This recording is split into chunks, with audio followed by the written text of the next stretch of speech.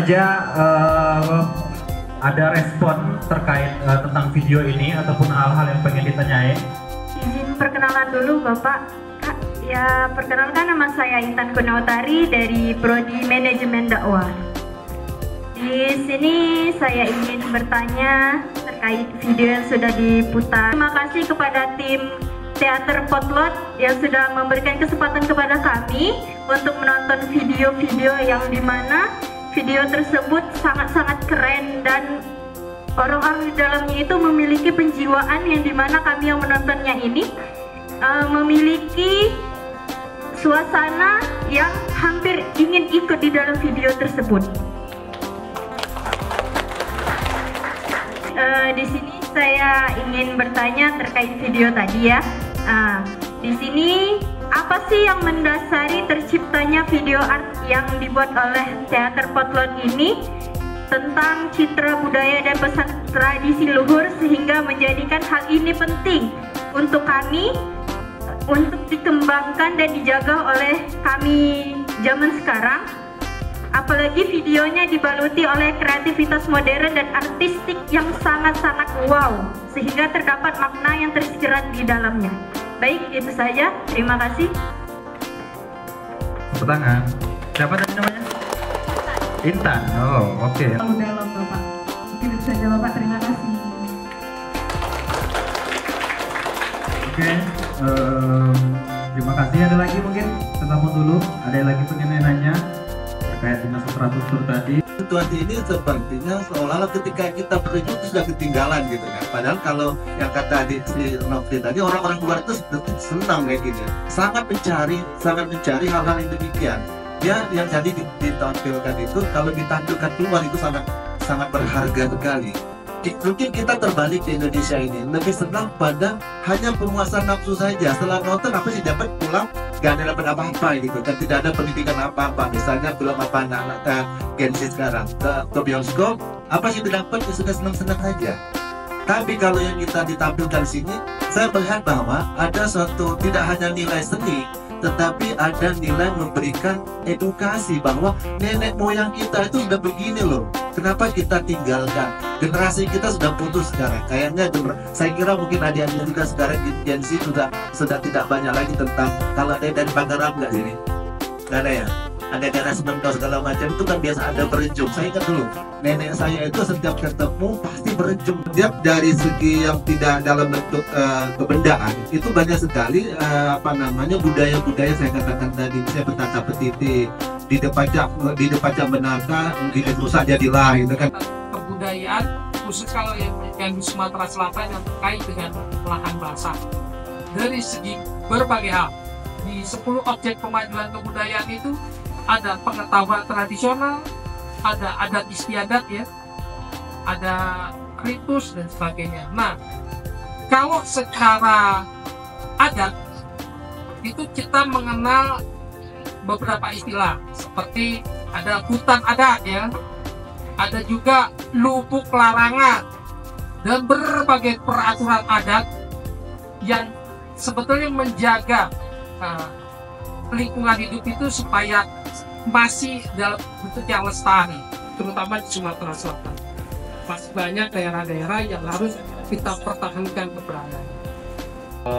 Sekitar 5-6 meter, tidak lebih dari situ, itu masih disebut sebagai lahan basah, wetland gitu. Jadi besar sekali. Di kita di Sumatera Selatan itu luasnya sekitar 3 juta hektar dan lanskapnya itu adalah bentang alam lahan basah Sungai Musi. Kebenaran yang disampaikan dalam jurnalisme berkaitan dengan produk video tutur ini itu berbicara tentang kebenaran fungsionalnya, kenyataannya dengan panca indera seperti apa, ya. Dan itu lengkap tadi kita bisa melihat ya, ketika dia bertutur ada fakta-fakta fungsional tempat gimana sih ada konflik ya. Ada konflik agraria ataupun konflik ketika manusia dengan alamnya ya, tidak menjaga alamnya, gimana imbasnya?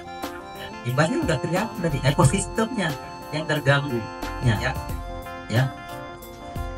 Orang lain udah bergerak, tinggal kita pabrik yang banyak menyaksikan video ini, yang menikmati karya ini untuk lebih peka juga ya. Ini kan bagian upaya kita, bagaimana sih kita memberikan untuk publik ya, kepada citizennya kalau dalam jurnalisme. Kita yakini bersama karya ini nggak bakal berdiri sendiri ya, ada proses yang penting, maha penting, yaitu verifikasi. Dan ini tugas-tugas dari penulis ya, penulis yang mungkin tidak menyadari dia udah melakukan kerja-kerja jurnalisme yang udah yang dipaparkan oleh Bill Kovac ya. Ada sebagian wartawan mengabaikan verifikasi ini. Kenapa? Thank you Pak, baik, terima kasih, tepuk tangan teman-teman sekali lagi. Jadi menarik sekali tadi ya, tuturan. Nah, itu ada beberapa penuturnya kami tunggu itu usianya sudah 100 lebih itu Pak. Itu dan alhamdulillah masih sempat kami dokumentasikan juga ini ya, dan dapat gitu beberapa tuturannya kami tuliskan di buku gitu. Nah itu pentingnya mungkin ya kegiatan pengarsipan ini salah satunya, pendokumentasian gitu, kemudian menyajikannya dalam bentuk sebuah karya apapun itu. Nah, sudah lama ada penetapan warisan budaya. Ada warisan budaya kebendaan, cagar budaya ya. Ada juga warisan budaya tak benda.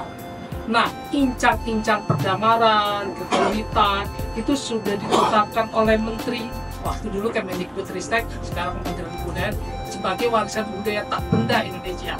Jadi untuk Sumatera Selatan ini ada 50 warisan budaya tak benda. Bentuknya macam-macam. Tadi ada sastra tutur ya, ada juga yang berbentuk rumah tradisional, ada juga kuliner juga masuk, ada istiadat juga masuk.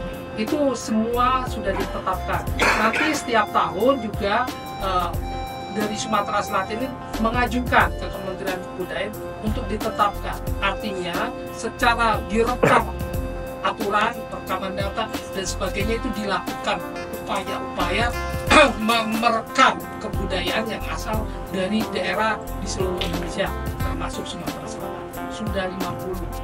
Nanti diharapkan dari daerah lain-lain di kabupaten kota seluruh Sumatera Selatan juga bisa mengajukan terkait warisan budayanya. Luar biasa. Tepuk tangan teman-teman. Alhamdulillah hari ini kita dapat bermitra bekerjasama Fakultas Dakwah dan Komunikasi dengan Potlot ya, dalam rangka menayangkan menonton bersama video art terkait dengan sastra tutur yang bertema tentang lahan basah di Sungai Musi ya, di Sumatera Selatan. Tentu terkait dengan ini saya ingin menyampaikan bahwa sesungguhnya sastra tutur merupakan sarana ya, kalau boleh saya katakan, atau kalau dalam bahasa dakwahnya namanya wasilah yang bisa digunakan untuk menyampaikan aspirasi, menyampaikan adat istiadat, budaya, kehidupan masyarakat, juga berkaitan dengan ekosistem yang ada di sebuah kawasan. Nah, melalui kegiatan ini harapan saya tentu bisa menggali lagi, bisa menghidupkan kembali lagi sastra tutur ini, dan bagaimana menumbuh kembangkan jiwa kemudian sense mereka supaya kembali menggunakan media ini, sehingga mereka bisa memanfaatkan sastra tutur ini sebagai sarana untuk berkomunikasi, berinteraksi, untuk menjadikan media sebagai media komunikasi dalam menggambarkan, menceritakan, kemudian mendeskripsikan kebudayaan, kemudian ekosistem yang terjadi pada masyarakat sekitarnya. Dan tentu pada saat ini atau pada segmen kali ini menggambarkan masyarakat yang ada di sekitaran Musi, Palembang, Sumatera Selatan. Nah, tugas kita sebagai pewaris, masyarakat pewaris warisan budaya tadi, itu untuk terus mempertahankannya dengan cara melindungi, mengembangkan, dan memanfaatkan. Jadi warisan budaya itu tetap update pada sesuai dengan zamannya. Bermanfaat untuk masyarakat luas, dan insya Allah menambah kesejahteraan tetap buat masyarakat. Ketika mahasiswa bersama-sama diajak untuk tidak hanya berbicara dalam dunia konkretnya, tetapi dia harus memahami kondisi-kondisi alam sekitar yang dituturkan dalam sastra tutur dari sang maestro tadi.